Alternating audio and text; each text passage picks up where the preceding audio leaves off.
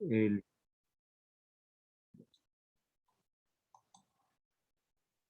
ya. Entonces, estaba indicando que Lope de Vega y Carpio es un autor importante de la literatura del siglo de oro español. Entonces se denomina porque son de talla universal, de un mérito literario muy amplio y cuyas obras son de renombre universal. ¿Cuándo es un autor de renombre universal? Cuando sus obras llegan a un mérito muy alto literariamente y su creatividad literaria es inigualable, tiene un estilo muy particular a diferencia de otros, ¿no? Entonces, la crítica literaria lo dice a Lope de Vega y Carpio como el monstruo de la naturaleza. ¿Por qué? No como insulto, sino por su creatividad. Según los estudios se dice que a partir de los 3 años Lope de Vega y Carpio empezó a componer, ya sabía leer y escribir a los 3 años y empezó a componer versos. Se calcula que produjo un promedio de 14 millones de versos, ¿no? 14 millones de versos. Y su genialidad, básicamente en su creatividad, más que todo destaca él en el teatro, en el teatro. Ahora, ¿a qué corriente literaria pertenece Lope de Vega y Carpio? Él pertenece a la corriente del barroco, así como el mismo Miguel de Cervantes Saavedra, barroco. El barroco es la corriente literaria que proviene después del Renacimiento. El barroco tiene el estilo de un exagerado manejo del adorno literario, el uso de figuras literarias, un lenguaje muy bello, muy estético y de una alta preparación, ¿no? Entonces, veamos cuál es el perfil de Lope de Vega y Carpio. Bien, entonces dice, Lope de Vega y Carpio nació en Madrid, ¿no? En 1562 y murió en 1635. Escritor español procedente de una familia humilde, la vida de Lope de Vega fue sumamente agitada y repleta de lances amorosos. Estudió en los jesuitas de Madrid y cursó estudios universitarios en Alcalá, aunque no consiguió el grado de bachiller.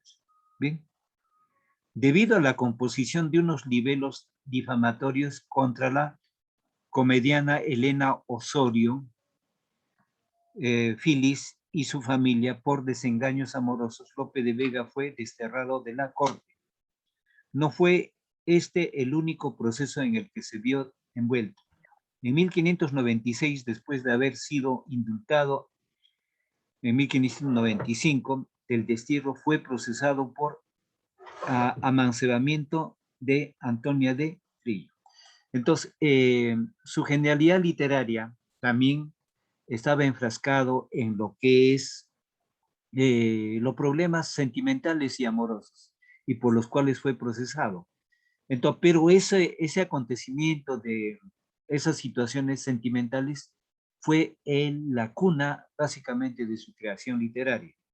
Y gran parte de su teatro, ¿no? Compuesto, escrito, está en ese contexto difamatorio, lo que es el amor sentimental, los embrollos sentimentales, etc. Prosigo en la lectura. Estuvo enrolado al menos en 2 expediciones militares. Una fue la que conquistó la isla Terceira en las Azores en 1583, al mando de don Álvaro de Bazán, y la otra en la Armada Invencible. Fue secretario de varios personajes importantes como el Marqués de Malpica o el Duque de Alba, y a partir de 1605 estuvo al servicio del Duque de César, relación sustentada en una amistad mutua. Entre las obras de este autor. Entonces acá se dice que la mayoría de los autores del siglo de oro estuvo inmersos en 3 grupos de la sociedad. Por ejemplo, la casta o el grupo militar, ¿no? Lo estuvo también Cervantes, ¿no? Y en este caso Lope de Vega está inserto también en esos asuntos de expedición militar, especialmente en una de ellas que es la Armada Invencible. Se le denominó esta Armada Invencible porque en una etapa llegó a ser invencible frente a Francia, frente a Inglaterra, esta poderosa flota española. ¿Bien? Veamos la producción literaria. Lo dije que Lope de Vega está enraizado más en la creatividad del teatro, ¿no? Es como Calderón de la Barca, también estuvo en el teatro, pero el caso de Lope de Vega está en el teatro con otro estilo, ¿no? Con otro estilo. Entonces, este estilo corresponde básicamente a lo que es la comedia, como también a lo que es lo trágico y lo festivo.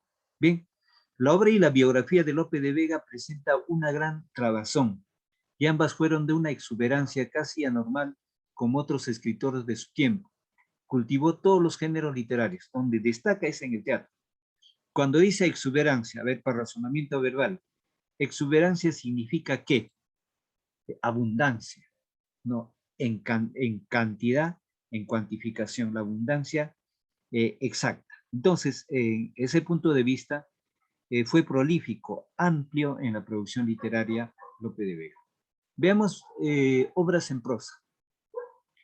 En prosa, la primera novela que escribió se titula La Arcadia, en 1598. Es una obra pastoril. Aquí me detengo para explicar qué es una obra pastoril. Una obra pastoril es cuando se habla de un acontecimiento de la vida del campo, ¿no? El escenario de la belleza del campo y en el campo la presencia de los agricultores, ¿no? Los pastores en convivencia con los diferentes elementos de la naturaleza. Bien, entonces, prosigo, en la que incluyó numerosos poemas. En Los Pastores de Belén, 1612, otra obra. Otra novela pastoril, pero a lo divino.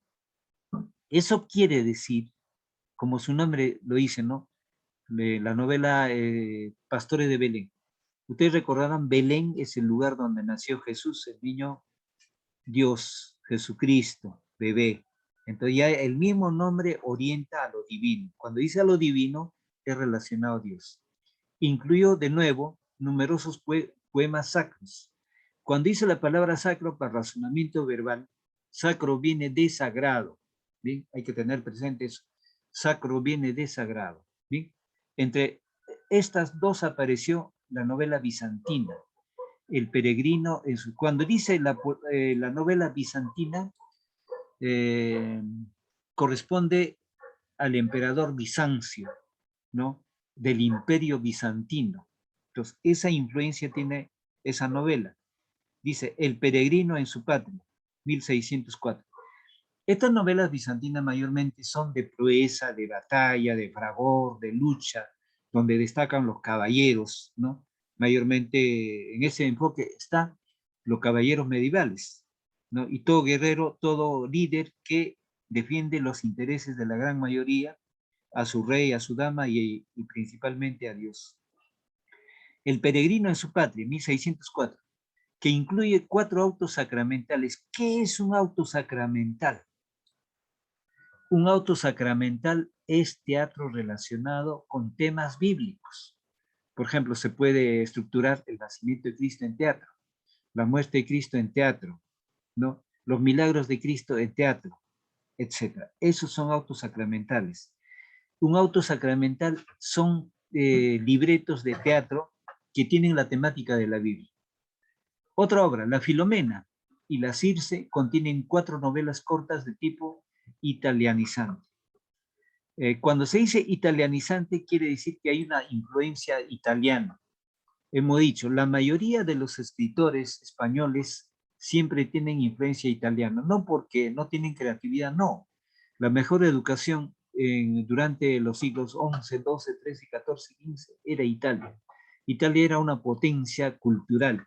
Pero los que podían llegaban a Italia y se formaban literariamente, gramaticalmente, culturalmente en Italia, imitaban a los autores italianos, la mayoría de los autores, pero ya plasmaban su propia creación.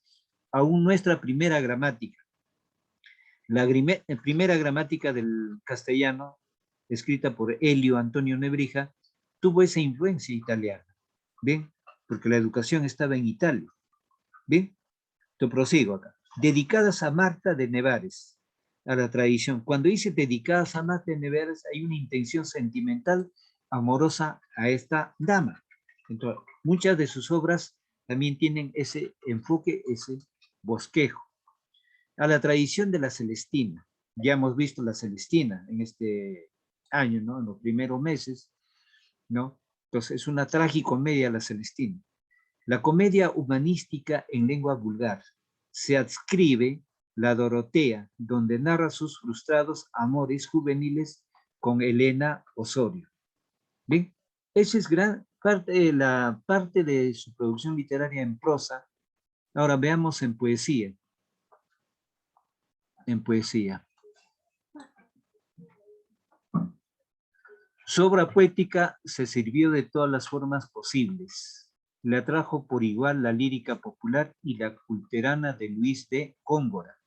Ya hemos visto a Luis de Góngora. Recordemos que Luis de Góngora es el autor que promociona el culteranismo, ¿no? De la lengua culta, ¿no?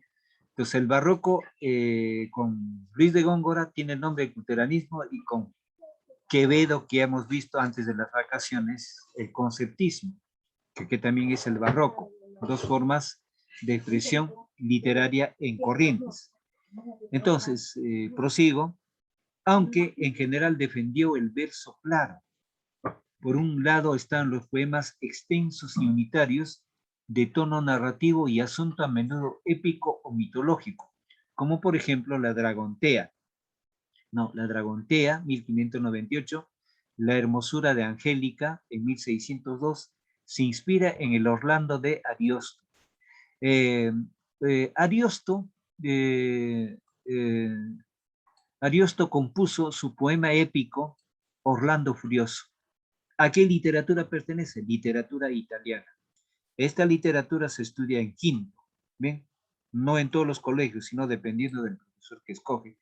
Entonces, este es un poema épico muy valioso, ¿no? Y cuyo autor es Ariosto, un autor clásico italiano. ¿Bien? Por eso dice acá, se inspira en el Orlando de Ariosto.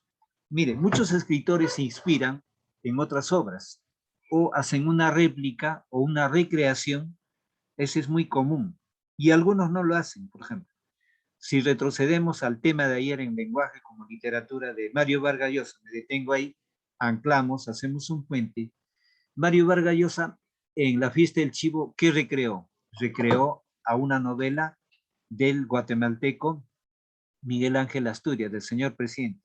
Recreando esa novela, compuso su novela La Fiesta del Chivo, Mario Vargas Llosa. Hoy es un premio Nobel. Entonces, en algunos escritores recrean una obra o con otra, o se inspiran también como temática. Pues acá, en este caso, La Hermosura de Angélica está inspirada en Orlando de Ariosto. El título de este poema épico es Orlando Furioso. ¿Bien? Prosigo. Mientras que Jerusalén Conquistada se basa en la obra homónima de Torcuato Tasso. ¿Quién es Torcuato Tasso? Torcuato Tasso es otro literato italiano, ¿no? Entonces, cuando dice Jerusalén Conquistada, estas composiciones están compuestas en verso, todo es poesía. Entonces, Jerusalén Conquistada corresponde a esos acontecimientos de las batallas que se llevó en la guerra de las cruzadas por rescatar los santos lugares donde vivió, donde manifestó su enseñanza Jesucristo, a raíz de que estos lugares habían caído en manos de los musulmanes, ¿no? De los musulmanes. Entonces, los cristianos organizaron una serie de grupos militares, ¿no? Para poder rescatar Jerusalén. Por eso ahí el título, Jerusalén Conquistada. Se basa en la obra homónima de Torcuato Tasso. Cabe incluir en este grupo la Andrómeda, 1621, y la Circe, 1624.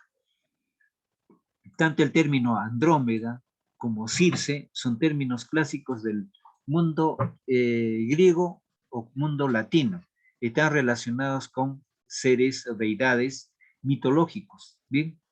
Por ejemplo, ya sabemos que Circe era una deidad, ¿no? De la mitología griega, ¿no? Entonces ya, prosigo. De temática religiosa es el Isidro, otra obra, 1599.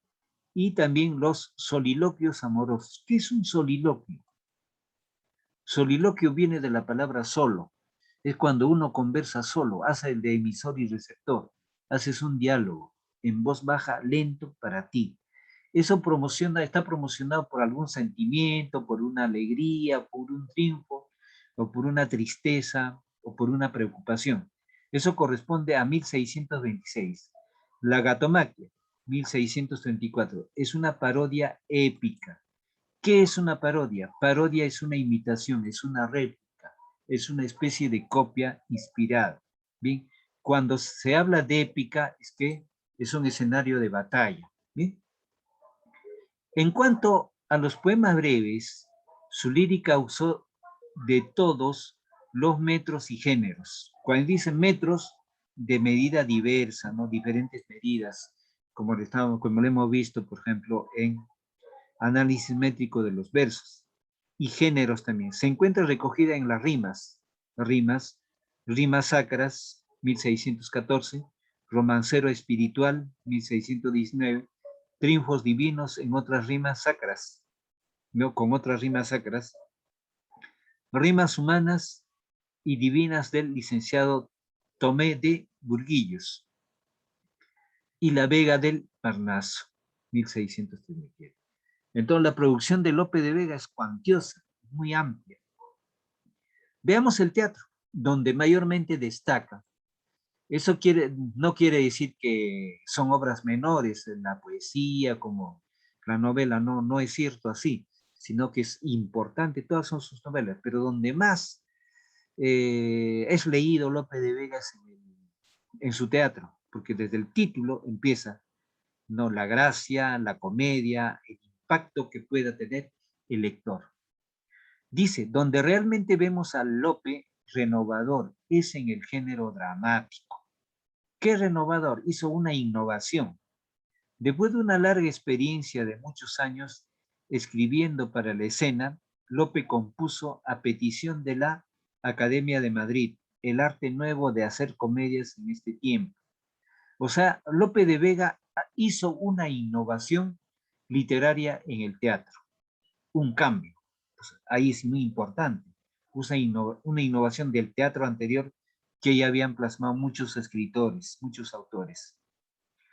Entonces, en él expone sus teorías dramáticas que vienen a ser un contrapunto a las teorías horacianas. Cuando dice horacianas, viene del poeta latino clásico Horacio, poeta latino Horacio, contemporáneo con Ovidio y Virgilio. Prosigo, expuestas en la epístola a los Pisones. De las tres unidades, acción, tiempo y lugar, Lope solo recomienda de respetar la unidad de acción para mantener la verosimilitud y rechaza las otras dos, sobre todo en las obras históricas. Ahí está su innovación en el teatro de Lope. Mire. El teatro que se está produciendo en diferentes escenarios o literaturas corresponde a este aspecto, tres elementos, acción, tiempo y lugar.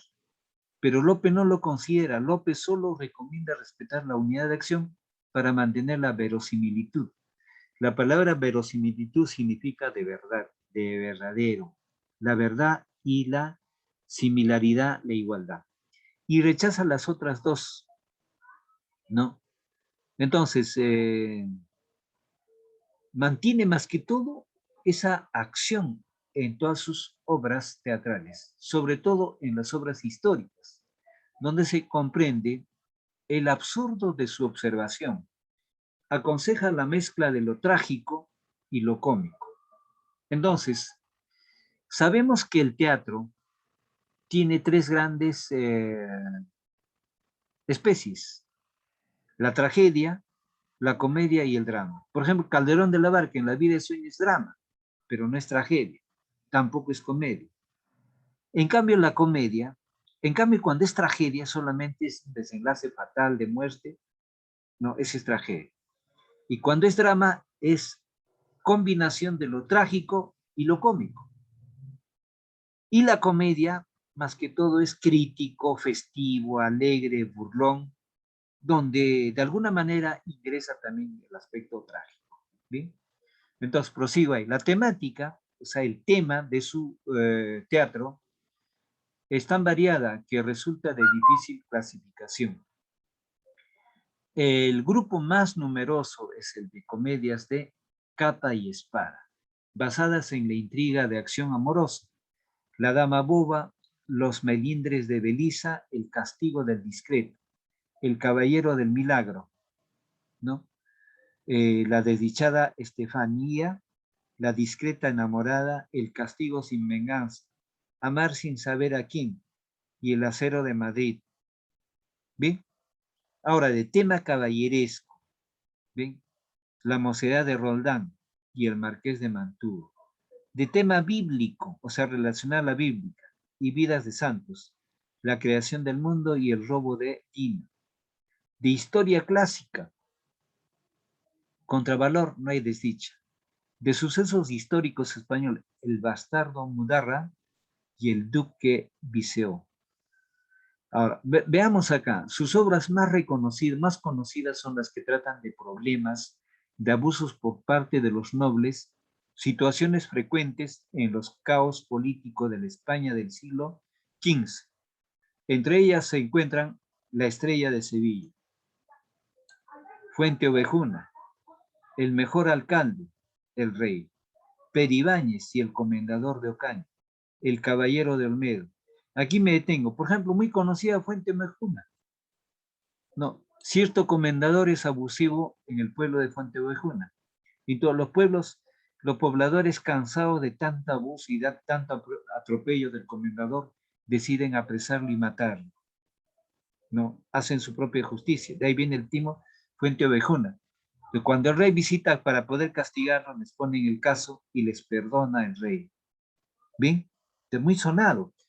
Entonces, estos acontecimientos de Fuente Ovejuna se han llevado a cabo muchas veces como una especie de réplica o como una especie de parodia. Algunos años atrás, por los años 80, en un pueblito de Huancavelica, los comuneros hicieron así, una especie de Fuente Ovejuna, de un presunto violador de muchachas. El pueblo cansado lo apresó y lo ajustició. Entonces era una especie de Fuente Ovejuna. Esto se ha repetido en muchos lugares en ese estilo. Yo sé que sin conocer el contenido de la obra, muchos de ellos no han leído tampoco, ¿no? Pero es lo que pasa en el medio social. Prosigo. El mejor alcalde del rey, o Peribáñez y el comendador de Ocaña, y el caballero de Olmedo, de tema amoroso son, ahora de tema amoroso, La doncella Teodor, El perro del hortelano, El castigo del discreto, La hermosa fea y La moza de Cántaro. Mira, los mismos títulos son llamativos. La doncella Teodor. O sea, mira, si es de estilo amoroso, El perro del hortelano, El castigo discreto, La hermosa fea y La moza del cántaro. ¿Bien? Entonces vamos a ver el resumen de algunas de ellas. A ver, vamos con la participación de usted. Mael, vas a leer este texto de uno de sus títulos importantes de Lope. A ver, Mael.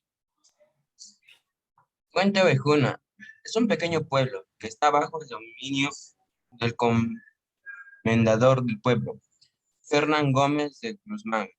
No respeta las leyes y abusa de su poder, traicionando los principios feudales y comportándose como un tirano, un hombre cruel sin escrúpulos, que además, si lo lograba seducir a las mujeres, las tomaba igualmente por la fuerza. Pastores y labradores padecen las injusticias del poder feudal. Laurencia y Frondoso decidieron casarse. Ella quedó embobada por la valentía y fortaleza que Frondoso poseía. Sin embargo, el comendador ya había asignado a la bella Laurencia como su próximo objetivo. Pero gracias al valiente Frondoso, ella es salvada de las garras del tirano. Cuando se le encuentra en el bosque, el comendador, muy enfadado, manda prisionar a Frondoso, mientras que se lleva a Laurencia al palacio. Muy bien. El pueblo de Fuente Ovejuna, cansado de la crueldad de su dominador, que no hace más que abusar de su poder cruelmente, explotó de tal forma que decidieron asesinar al comendador. Reúnen piedras, hachas, chuzos y, venciendo el temor a las armas que posee el enemigo y al poder que ostenta, logran finalmente entrar en la casa para salir con la cabeza del comendador sin piedad. Bien, entonces, veamos ahí. Una vez perpetrado el asesinato, prosiga a ver Mael, Andrés, en la lectura. Yo, Sí, Andrés.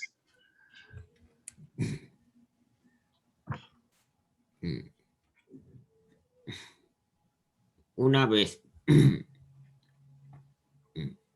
una vez perpetrado en el asesinato, el pueblo acuerda no decir palabra de quién lo llevó a cabo. Fuente Ovejuna fue el asesino de su tirano dominador, un criado del comendador. Consiguió escapar con vida del palacio para avisar a los reyes de lo sucedido. Una vez informados, los reyes mandan a juzgar al pueblo, pero sin embargo la respuesta a quién fue el asesino siempre era la misma: Fuente Ovejuna. Finalmente el pueblo pide perdón y los reyes católicos absuelven el pueblo, ya que es posible determinar la identidad de los culpables concretos e incorporan la villa a la corona. Esta impactante obra dramatiza hechos, dramatiza hechos reales que sucedieron durante el reinado de los Reyes Católicos. En 1476, en un pequeño pueblo corbonés Cordobés. llamado Fuente Ovejuna. La obra se publica en 1613. Gracias. Varios siglos más tarde, desde el año 1935, será representada frecuentemente por grupos de actores profesionales en la plaza de Fuente Ovejuna y sus habitantes actúan como extras. Luego será puesta en escena exclusivamente por los vecinos, y aunque la dirección teatral se ha mantenido en manos de profesionales prestigiosos, con ello se ha cumplido un sueño: la representación de Fuente Ovejuna en Fuente Ovejuna y por Fuente Ovejuna. Entonces, el contexto narrativo o teatral, la temática de Fuente Ovejuna está manifestado en un hecho real que se llevó a cabo.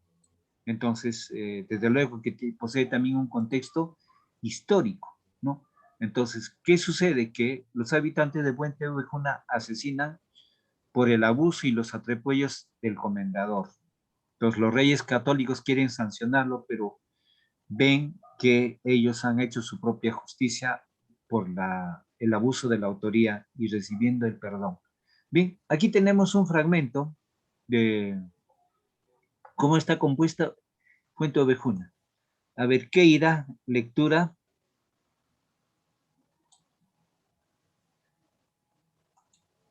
¿Qué irá? ¿Me está Buenos días, escuchando? profesor. Sí. Sí, lo Lea escucho. la parte subrayada. Entonces tenemos, ¿qué dice el maestro? A ver. Maestre, Rodrigo Telles Girón, que de Loaros no acaba. Maestre de Calatrava, Calatrava. os pide. Sí. Humilde perdón, confieso que fui engañado y excedí de lo justo en cosas de vuestro gusto, como mal aconsejado. El consejo de Fernando y el interés me engañó. Injusto fiel, y ansí yo, perdón, humilde, os demando, y si recibir merezco esta merced que suplico, desde aquí me certifico en que, serviros me ofrezco, y que en esta jornada de Grana donde Granada. vais, os prometo que veáis el valor que hay en mi espalda. Muy bien, gracias. Como verán ustedes, el teatro, estamos en un castellano básicamente del siglo XVI, XVII, entonces donde hay expresiones de un castellano de esa época, pero no deja de ser estético. Pero también la gran maestría en la composición, porque son versos, ¿no? Que es poesía. Entonces, desde ese punto de vista, estamos viendo de que nosotros no estamos manifestando una poesía, ¿no? Hecho en la composición de un teatro. Prosigo acá. Cuando dice, por ejemplo, aquí hay términos, ¿no? Granada es un lugar de España, Calatrava es un lugar de España, como también el término Girón, como el mismo apellido, ¿bien? Muchos apellidos y muchos lugares están enfrascados en el escenario, en los escenarios, ¿bien? Entonces, prosigo. Donde sacándola apenas, dándoles fieras congojas, plantaré mis cruces rojas sobre sus altas almenas, y más 500 soldados en servicios emplearé, junto con la firma y fe doy en mi vida disgustaros. Bien, términos básicamente literarios, ¿no? Muy artísticos, de estética. Bien, entonces, acá, por ejemplo, podemos, para no repetir los otros versos, acá podemos encontrar rimas. Miren, porque dije que este teatro, ¿no? El teatro de esa etapa exigía que el contenido sea expuesto en o compuesto en poesía. Por ejemplo, acá, enas, hojas, hojas, enas, hados, haré, aros. Entonces aquí se presenta una rima abrazada, ¿bien? Rima consonante. Prosigo en la lectura. Rey, alzad maestre del suelo, que siempre que hayáis venido, seréis muy bien recibido. ¿Bien? A ver, Vallejos va a leer el texto subrayado.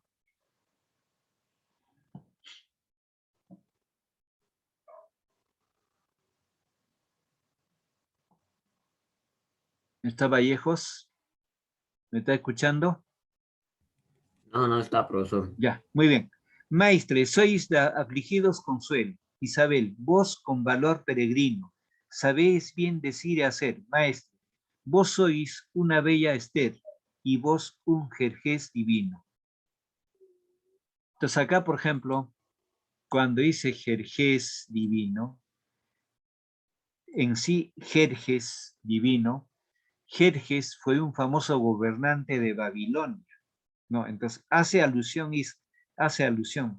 Fue un personaje, fue un rey muy poderoso, ¿bien? Que invadió el territorio de la península ática, o sea, conquistando Esparta y el mundo griego, ¿no? Y Atenas, desde luego, ¿no? Entonces acá Jerjes es un habitante, es un gobernante del mundo babilónico. ¿Bien? Manrique, señor, el pesquisidor que a Fuente Ovejuna ha ido, con el despacho ha venido a verse entre su valor. Rey, sed juez de estos agresores. Maestre, si a vos, señor, no mirara, sin duda les enseñara a matar comendadores. Rey, eso ya no os toca a vos, Isabel. Yo confieso que he de ver el cargo en vuestro poder.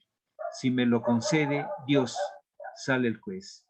Entonces acá lo que está hablando es el rey católico, ¿no?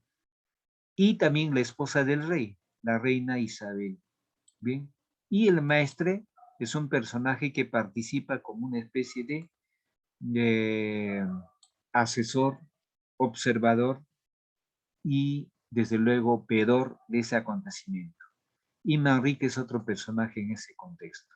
Bien, entonces este es un fragmento y así está estructurado Fuente Ovejuna y las otras comedias también del autor. Bien, entonces vamos acá. Pregunta Mael. A ver, ¿en qué géneros destacó Félix Lope de Vega y Carpio, más conocido como Lope de Vega? ¿Qué géneros compuso en su literatura?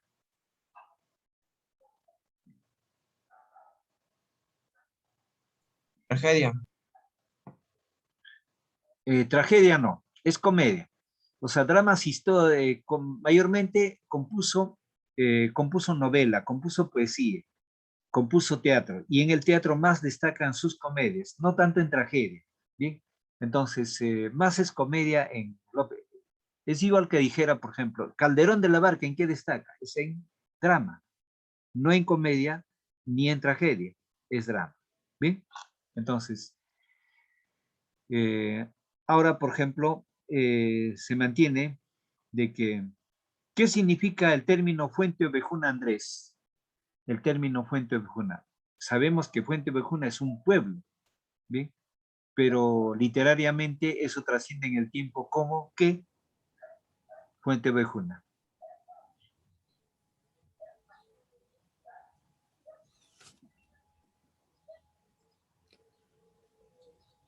O sea que suena como de oveja, ovejuna.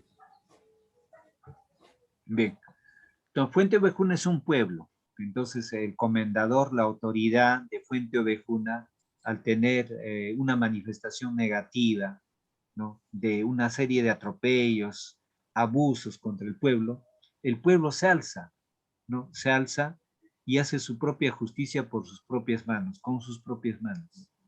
Entonces, conocedores del hecho, los reyes católicos visitan y quieren sancionar a los autores del asesinato de su comendador.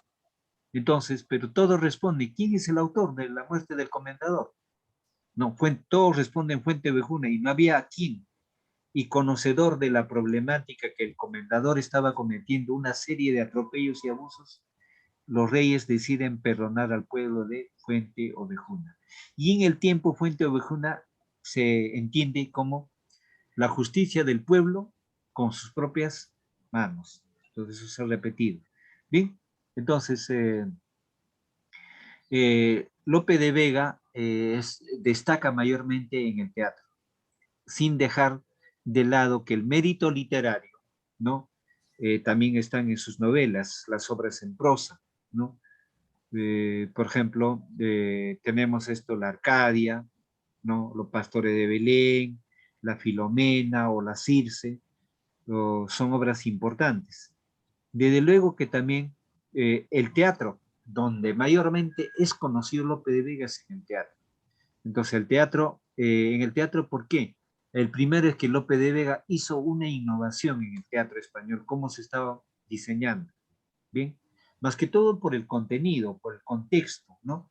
Entonces ahí, por ejemplo, los mismos títulos dicen La Dama Boba, Los Melindres de Belisa, el castigo del discreto, El Caballero del Milagro, La desdichada Estefanía, La discreta enamorada, El castigo sin venganza, Amar sin saber a quién y El acento